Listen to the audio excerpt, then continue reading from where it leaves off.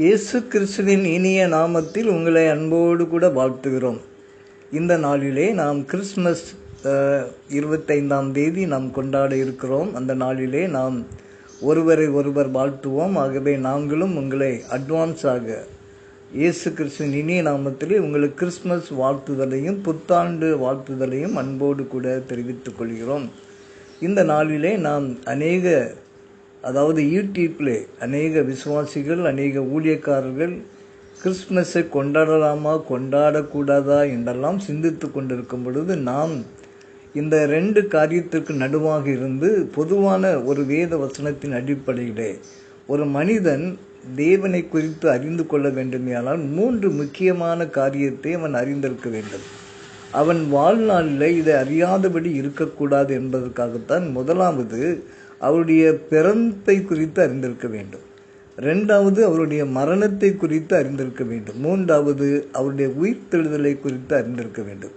ஆண்டவராகிய தேவன் ஏன் ஆண்டவராகிய இயேசு கிறிஸ்துவை பாலகனாகவும் குமாரனாகவும் நமக்கு தந்தார் என்று வேதத்தில் வாசிக்கும் பொழுது நமக்கு ஒரு பாலகன் பிறந்தார், அது அவருடைய மாம்சகத்தை குறிக்கிறது. நமக்கு ஒரு குமாரன் கொடுக்கப்பட்டார், அவருடைய தெய்வீகத்தை குறிக்கிறது. ஆகவே அவர் மனிதனாகவும் அவர் தேவனாகவும் இந்த உலகத்தில் வந்தார் என்பதை நாம் அறிந்து கொள்ள வேண்டும். தேவன் மாம்சத்திலே வெளிப்பட்டார். ஆகவே இந்த நாளை கொண்டாடுவதிலே எந்த விதமான தவறு கிடையாது. கிறிஸ்தவர்களாகிய நாம் நம்முடைய வீட்டிலே சிறு பிள்ளைகள் உண்டு, அவர்களுக்கு ஒன்றுமே தெரியாது. அவர்கள் அக்கம் பக்கத்தில் உள்ள அநேக பண்டிகை நாட்களை அவர்கள் குறித்து கேள்விப்பட்டிருக்கிறார்கள். உதாரணமாக புறஜாதி மக்கள் கொண்டாடுகிற பண்டிகைகளை அவர்கள் கேள்விப்படும் பொழுது இவர்களுக்கும் நமக்கு ஒரு பண்டிகை இல்லையா என்று அவளோடு கூட காத்திருப்பார்கள். ஆகவே பண்டிகை நாட்கள் என்று சொல்லி நாம் அனுசரிப்பதில் எந்த ஒரு தவறுமே கிடையாது. நம்முடைய சிறு பிள்ளைகள் பெரியவர்களை விட சிறு பிள்ளைகளுக்கு அதிகமான சந்தோஷம் இந்த கிறிஸ்மஸ் நாட்களிலே. அவர்களுக்கு முதல் சந்தோஷம் என்ன? பள்ளிக்கூடம் போக வேண்டாம், அது முதல் சந்தோஷம். 2வது சந்தோஷம் என்ன? புது துணிகள் அவர்களுக்கு கிடைக்கும், சந்தோஷம். 3வது என்ன?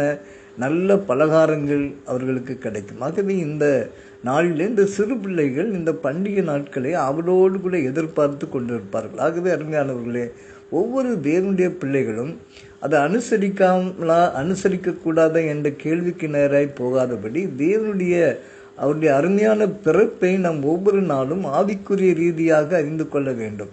பெரியவர்கள் நமக்கு தினமும் கிறிஸ்மஸ் என்று நாம் வாய்விட்டு சொல்லலாம். ஆனால் அவருடைய அந்த பிறந்த நாள் 25ஆம் தேதி தான் அவருடைய பிறந்த நாள் என்று நிர்ணயிக்க முடியாவிட்டாலும் கூட அவர் இந்த உலகத்தில் பிறந்தார் என்பது நிச்சயம்.